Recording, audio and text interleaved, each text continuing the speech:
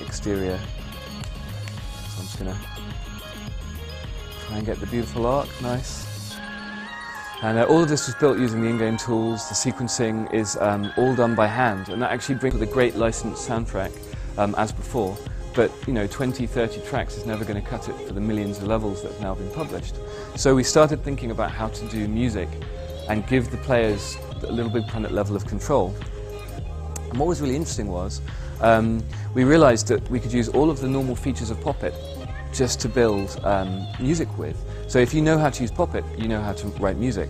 And then we realized that actually you can use it for gameplay. So if I show you one last clip of a story level, this is actually from the story, but I have it here on my moon so I can show you how it's built. A tiny little sniff of create mode. This is actually built by Christophe, who is a web designer from Paris in our community, and we loved his level so much we hired him. He's actually, I think, the fourth person we've hired from the Little Big Planet 1 community. So he built this level, and when the sequencer went in, he actually decided to rebuild it to help him balance the gameplay.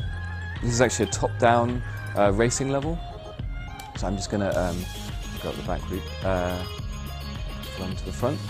And again, an interesting thing in Little Big Planet is there's no option mode, is this a racer, is this a platformer? You can mix and match however you like. So this is a kind of survival challenge. You can play multiplayer cooperatively.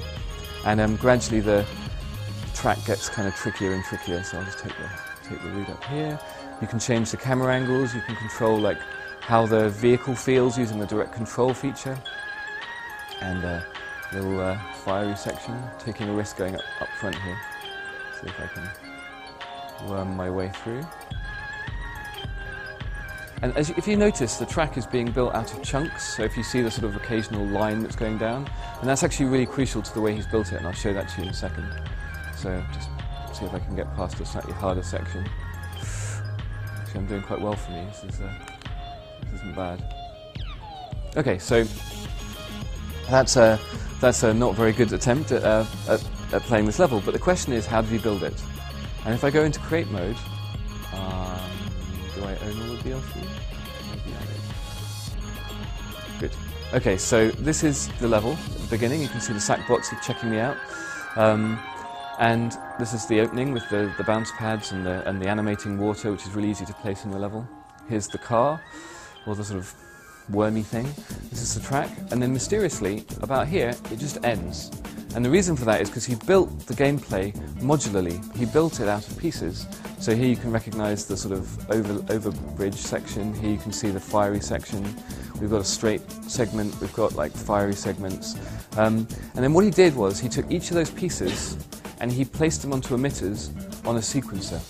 So this is the sequencer, which was originally built for music, and I had no idea that it would be used for this kind of evil.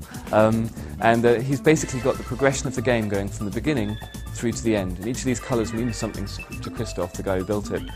Each one will be a different piece of gameplay. So that's just a really original and inspiring to me use of what essentially is a music tool. So to wrap up, I'm just going to, unfortunately I don't quite have the save game, or... Okay, I'll just do a fast one. I'm just going to do a fast one. So just to explain that sequence a little bit more by way of music, and then I'll wrap up, and I'm not sure how we're doing for time, but thank you Stephen Fry, who's back and narrating as before. So I'm just going to switch background actually, because that's not the most beautiful background in the world. They've got some amazing new backgrounds that we've been working with a group in Guildford called Fireproof Studios, and they've been building some incredible looking backgrounds for us. Okay, so I digress. Let's build a piece of music. You'll be astounded by my musical prowess, I hope. Let's just put down a block. Now, as before, we have licensed tracks, but we also have these new stings, which are great for placing a bit of atmosphere into your level. So, you know, your love theme for when you want to propose, which has actually happened in Little Big Planet. But also, excitingly, we have this music sequencer. And at the moment in my inventory, I don't have the pre-made tunes that we'll provide you, because we haven't written them yet, because I need to put this in. Sorry, Siobhan. But the music sequencer is your opportunity to write your own tunes. Okay, so all you need to do is go to all of these instruments we've provided, or take an existing tune and remix it. So in this case, I'll take going to crank up the volume quite loud, if that's okay. Hopefully you'll be able to catch this. Okay. So let's take Honky Tonk Piano. And all I do using the traditional Poppet tools, and as I say, anyone who knows how to use Poppet and the 6-axis can do this. You place it down, and now I have a Honky Tonk Piano. So I can sort of put in sort of...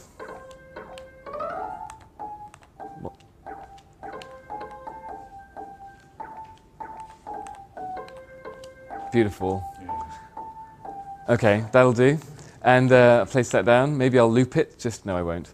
I have different drum kits. So I have a beatbox kit. That sounds like a perfect accompaniment to a Honky Tonk Piano. So I place that down. So what do I want?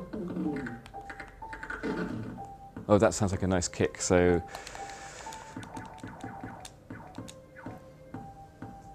that's not bad. Let's get a snare. What's that? Oh, that's quite a nice, juicy. Okay, let's go one there and there. So hi-hats. And the fun thing is, you don't actually need to be careful here. You can just mess around. I'm actually not paying any attention to what's going on right now.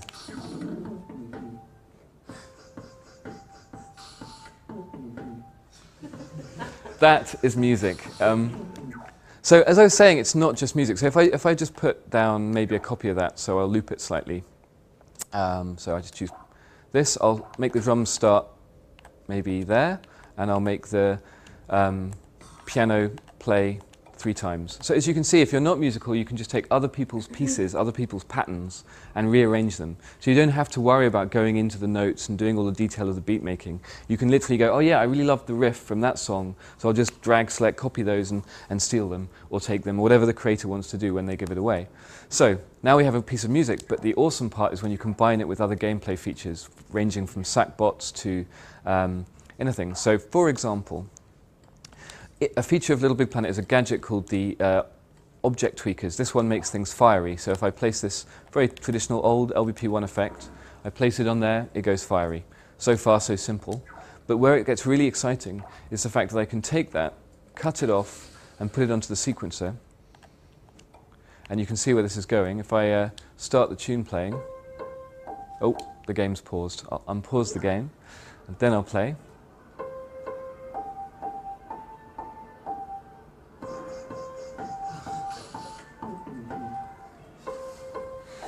So you can use that to change the time of day, to trigger voices, to trigger emotional changes in the sackbots.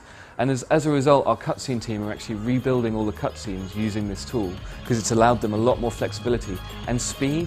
In fact, the last thing I want to say about Create Mode is when we got some key community members down to test it, they actually said it was easier than before. The biggest payoff for these new features for them was that in a day they could do what would have taken them a week. So what I'm hoping is the best creators are going to spend the other 4 days of their week finessing and balancing and getting their levels to a whole level of polish that we've never really seen in LBP1. So when you're writing about or thinking about all these new features in LBP2, sometimes they can seem intimidating or fragmentary or just a total brainfuck. But what's great is that actually they speed up the process of creation. If you want to put a character in your level, a sackbot is now 1 click. Make him flee, make him angry, that's like 5 clicks, and you've got a character. In Little Big Planet 1, that would have taken cardboard, some motors, and about 20 minutes of faffing around. So the real key here is that although it's familiar to LBP1 techniques, the sort of bang for buck and the payoff is way more. So that's Little Big Planet, that's the music sequencer, and I hope that that gives you a taste of what's possible, and the story mode which will provide the inspiration to you and everyone else to create great games in Little Big Planet. So thank you very much.